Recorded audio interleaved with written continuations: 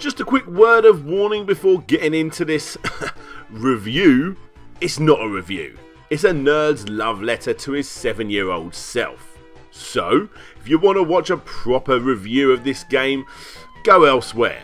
For everyone else, just sit back, relax, heck, why not twist open a bottle of Panda Pops and join me as we go down memory lane.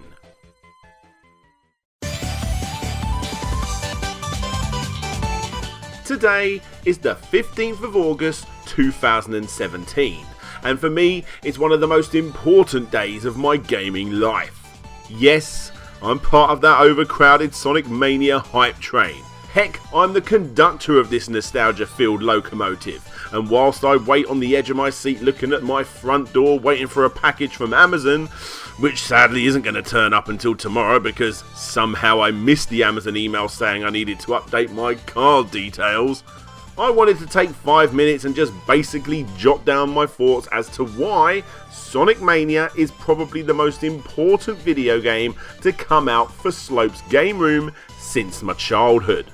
So, in true Slope's Game Room fashion, whilst we wait for the limited edition unboxing and data disc unboxing, let's go back to the beginning. As you know, as a seriously young lad, I had myself an Amstrad CPC 464 and I loved it.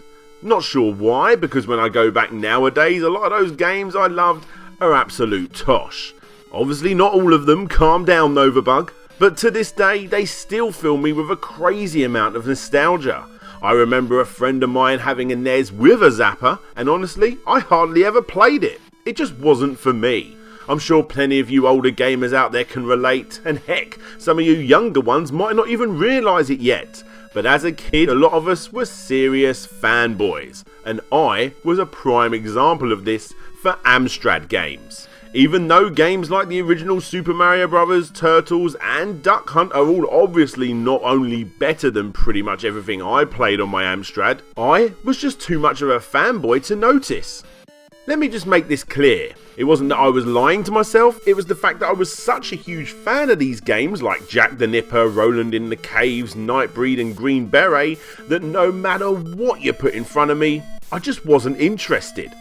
You think Tetris is good? But have you played Bridget? Yeah. Fanboyism is an ugly thing that so many gamers suffer from. The sooner you grew out of it, the better your gaming life will become. The same happened when my cousin introduced me to the Master System. Nope, not interested. However, one day on a family holiday to Florida, I saw in a shop window a TV screen playing this.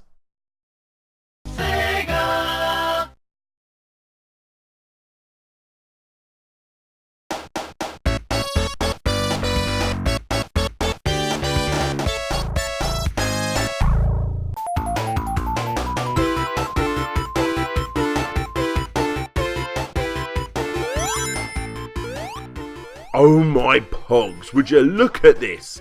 I was amazed, and although I had no idea what a Sega was, I still walked away trying to convince myself that that blue rodent thing that I'd just seen had nothing on, I don't know, animal, vegetable, mineral. Well, throughout the whole trip I couldn't get it out of my head, and eventually when I got home I went to a Halloween party and saw a bus with that recognisable Sega logo on it. I went in, sat down and played Sonic the Hedgehog for the very first time. No amount of fanboyism can save me now. Sonic the Hedgehog completely took me by storm and changed the way I thought about gaming from then on. Looking back, I can work out that it was between about 7 PM and 9 PM on Saturday the 31st of October 1992. The date and almost exact time that a single video game changed my gaming life forever. And as you may have guessed, a short month and a half-ish later, I got myself a Mega Drive for Christmas with 4 games. Streets of Rage, Sonic 1, Sonic 2, and this thing. No longer was I going to be playing average games. Well, most of the time. That Christmas, I got myself 3 of the greatest games ever made. And over the next few years, it got better and better.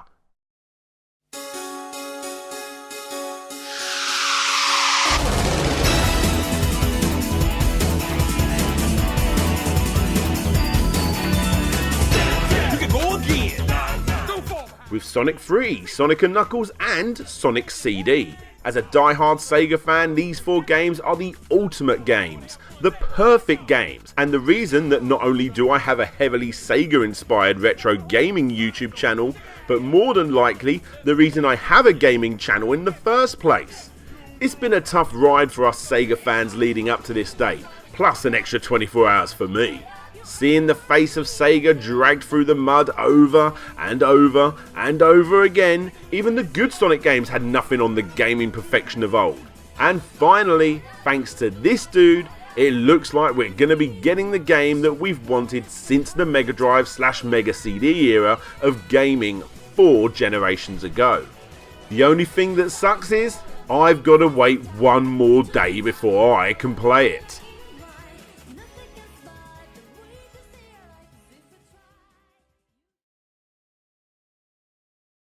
Seriously?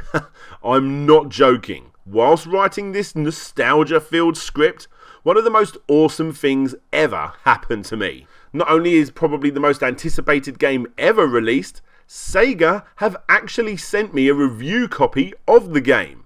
So, no hanging about, let's boot this bad boy up. Sonic Mania is the game that us hardcore fans have needed for a very long time. Leading up to the game's release, I tried my best to steer clear of everything I can. And boy am I glad I did.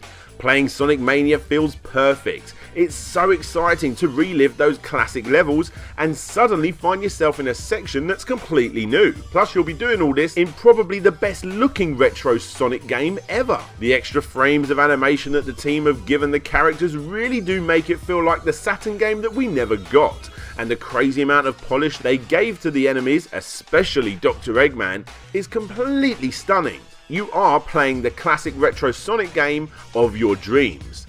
There's plenty to unlock in the game. The music is a perfect blend of old and new, with my personal favourite being the boss theme, which you can hear in the background. And honestly, if I was going to be giving any negative feedback, and I really would need to dig deep in the barrel to do so, it would be that I would have liked the game to use completely brand new level designs rather than the classic ones. And the same goes for the bonus levels, which, by the way, do feel a little off compared to how they controlled in the original, but hey, that may just be me as I haven't found anyone else mention it. Look, I've had my perfect Sonic 4 in my head since I was a little boy, and this was definitely not it.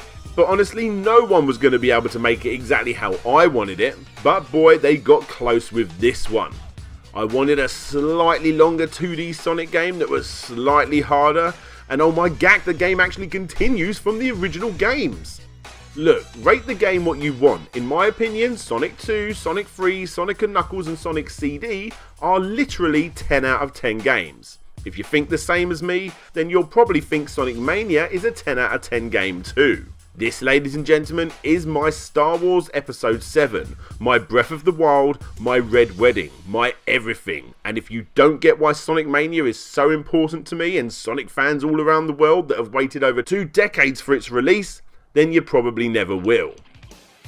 Thank you, Sega, for finally giving this game the green light. It's been a long pothole-filled journey thus far, but hopefully you now realise that people do in fact want a game like this, and more importantly, will buy it.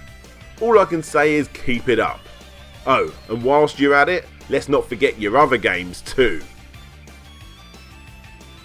Hey there guys, thanks for listening to me nerdgasm all over this seriously important game to me.